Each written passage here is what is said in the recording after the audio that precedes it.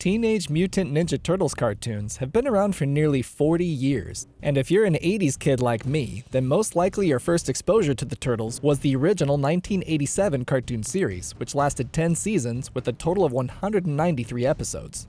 Any show that lasts that long will inevitably reach a point where it runs out of steam and spirals downward towards cancellation. And a popular belief amongst fans is that the series died in Season 8, when the show went through a drastic redesign.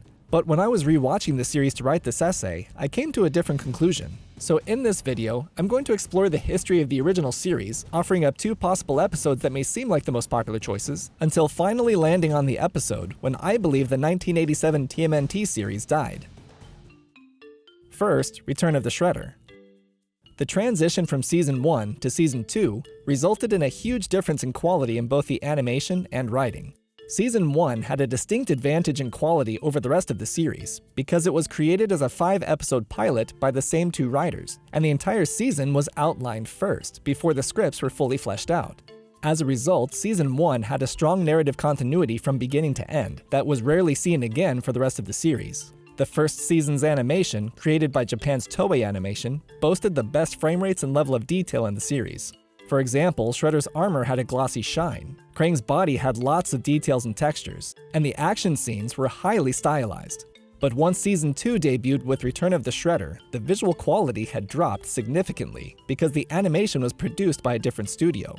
Season 2 also shifted the series' tone to be more lighthearted by brightening the color palette, focusing on stories that prioritized comedy over action, and retooling all the villains to make them more kid-friendly.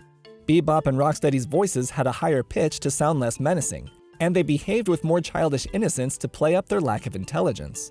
Shredder went from being a mysterious crime lord in Season 1 to become Krang's whiny underling in Season 2. Krang, I implore you, send me back! And from now on, the 2 of them would be known for bickering at each other like an old married couple. Also, Season 2 is when April's Channel 6 crew began to be featured more prominently in the series, and the episode Return of the Shredder introduced April's lovesick friend and colleague Irma, who would become the focal point of many more episodes in the series, despite being almost universally disliked by fans. Second, get Shredder. By this point, the series had become formulaic, stale, and a parody of its former self. But this all changed in Season 8, when the series went through a dramatic redesign inspired by the recent success of Batman the Animated Series that sent ripples throughout the industry with its darker, serious tone. The Ninja Turtles' iconic theme song was changed, along with the title sequence that spliced in clips from the first live-action film, to show that the series was going to be more serious from now on, and they weren't wrong. The clear blue skies of the classic era were traded for a red sky that would become the defining characteristic of the last 3 seasons. The Turtles looked more menacing, with angular eyes and bandana eye slits. Their voices stayed the same, but their unique personalities were toned way down. For example, Michelangelo never mentioned pizza once throughout the 8th season, and most of the humor was traded out for a no-nonsense dramatic tone.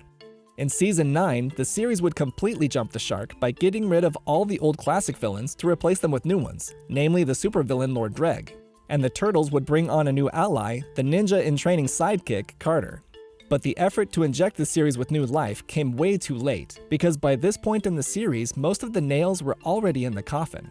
Which leads me to where I think the show really died, which was the end of Season 3 with the episode The Big Blowout. To preface, it's important to remember that the show was initially created with the explicit goal to create and sell toys.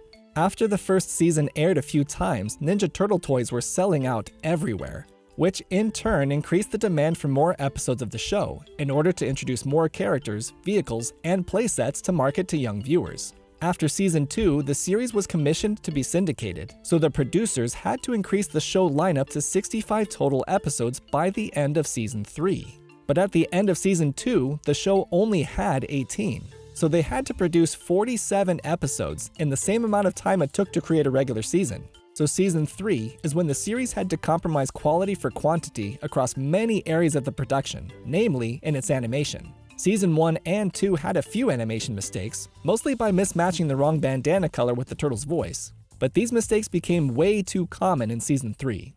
It's not you, man. It's those anchovy pizzas you eat.